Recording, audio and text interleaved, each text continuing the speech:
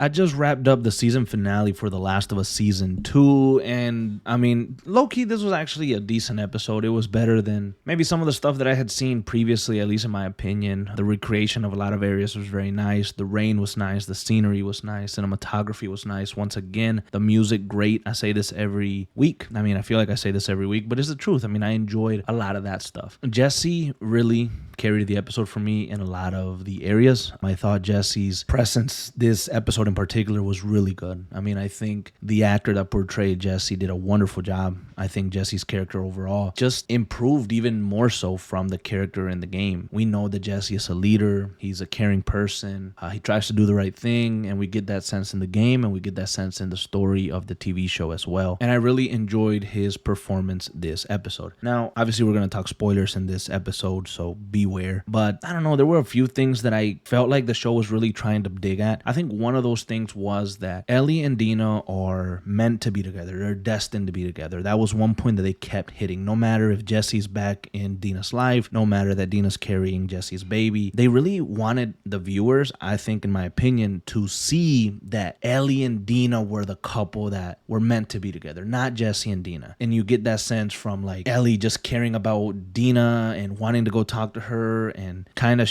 ignoring Jesse, and then Jesse telling a story about how he does love Dina, but he doesn't love her as much as Ellie, or he loved this other girl that had came through a few weeks back that traded and stuff like that. So it just really gives you a sense of like, oh, okay, they want us to really understand that Jesse and Dina will never work. And like, okay, I guess that makes sense or whatever. In the game, it felt more like there was a connection between all three characters, and Dina did love Jesse and Jesse did love Dina, but at the same time, Ellie was there, and it was more complicated, I felt like, in the game. In the story, it tries to be more straightforward. There were a few bits there where Jesse was kind of really talking shit to Ellie and telling her like, because of you, we're in this mess. You know, I put our community first. You just think about yourself. You're selfish. Now I have to be in this war-torn city that is Seattle, and I have to survive now because I'm going to be a father and I got to take care of my kid. He was like, I mean, at one point he said, I got to worry about staying alive. I can't fucking die because I got to get my kid the fuck out of here. And it was just really cool, to be honest, from like a man's perspective at least, to see Jesse being so fatherly already. And it just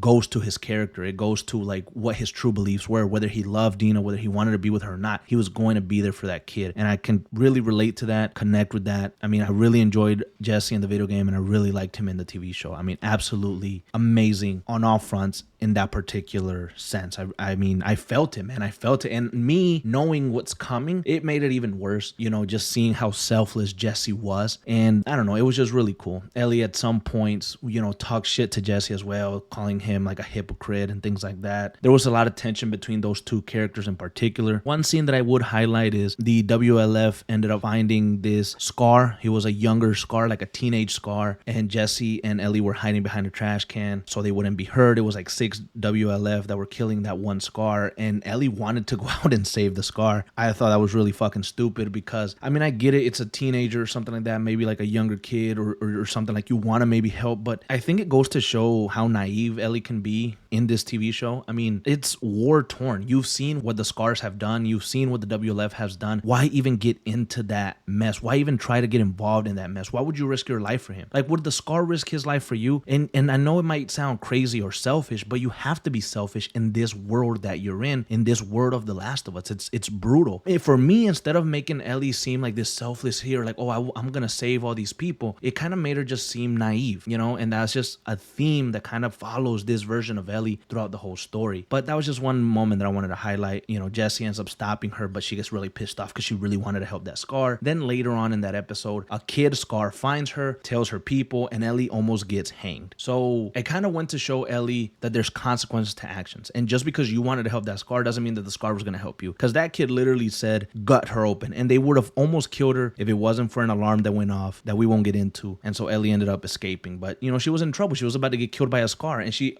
tried to save a Scar earlier that episode. So, I mean, it just really goes to show. And so, yeah, that's basically really the gist of it. Another thing that I kind of picked up on this episode was they tried to paint Ellie as like tortured, tormented, and hurt because of all the bad things that she's done. Like she's killed all of these people leading to Abby, and she's kind of lost herself in this war that she's fighting, this one-man army or one-woman army that she is fighting all these people in Seattle trying to get to Abby, Joel's killer. And they tried to show that emotion. However, she hasn't really spent any time doing that. I mean, she killed Nora and that was it. And because of that, she got traumatized. I mean, if we really sit back and think what we've seen over this season, it's been a lot of Ellie and Dina kind of joking around, being friendly, talking about babies, kissing, having sex, and just kind of having fun. They're like on a cool little adventure in Seattle. We've talked about that. I don't really remember Ellie just being a savage and killing and stuff like that. So I didn't necessarily buy the trauma that Ellie is going through. Ellie is supposed to be going through a lot of trauma and a lot of hurt because of everything that she's done. But in reality, she hadn't done much up to that point. Later on in the episode, Jesse and Ellie get separated because Ellie wants to go find Abby and Jesse wants to go help Tommy. We know this. We won't cover this into detail. Ellie ends up finding Owen and Mel, and in this version of events, she ends up killing them both as well. This time, it felt more like a big accident. Like, I mean, in the game version, it also kind of was an accident. They kind of jumped her and she ended up killing them. But in this one, it felt like a really big accident. She shoots Owen right through the throat. The bullet grazes in the throat as well, and it kind of opens her up. She starts bleeding out. She asks Ellie to help her cut the baby out so the baby doesn't die. Ellie panics. She's crying. She's trying to help, but she can't. Mel ends up dying. And again, it kind of feels like Ellie was learning the consequences of this world all over again. Like at this point, I would have thought that she already knew these consequences. She knew how savage and this journey that she went on wasn't going to be like a fun journey. It was a journey full of just bad, awful thoughts. You're out there killing all these people, trying to seek revenge for the one person that you love, supposedly, like your father. And you should have known the cost. You should have known what was going on, what could have happened, the terrible things you could have done. And it feels like she wasn't aware of all these bad things that she was going to do. And now when push came to shove, reality kind of hit her. Tommy and Jesse end up finding her. They take her back to the theater. They end up having another conversation. Tommy leaves. They hear something going on outside. Jesse runs to the door, Ellie right behind her, and then bam, Abby shoots Jesse right in the face before he can even react. They recreated that to a T from the video game to the TV show. Even how Jesse fell was the exact same. And so that ended up happening. Jesse died and Tommy was injured. Ellie was surrendering and Abby had the upper hand. Ellie tries to plead her case, saying, no, Tommy didn't kill anybody. I killed everyone. I didn't mean to kill them. She said, I didn't mean to kill them. And that to me also kind of undermines the revenge aspect. Like the hatred isn't really there. Like she said, I'm sorry. I really didn't mean to. I didn't mean to. But like she didn't mean to, obviously, but still it just really doesn't, it undermines the revenge story. Like I don't buy all the hatred that these characters supposedly have for each other. I'm not as invested with these characters as I was in the game again, and I compare the two because I just kind of have to, in my opinion, like for my own self because of what I've experienced. So these characters and their stories, I'm not all that connected to them. I'm not like, I'm not all that emotional behind them, Jesse died, and that sucked because Jesse was actually probably my favorite character this season, even though we barely got to know him. We barely got to see him. I just really enjoyed his performance, and seeing him die did hurt, but it's not like I was crying about it. Like I'm not like super invested, These characters didn't really just fill me with emotions. And so that's kind of basically where I'm at.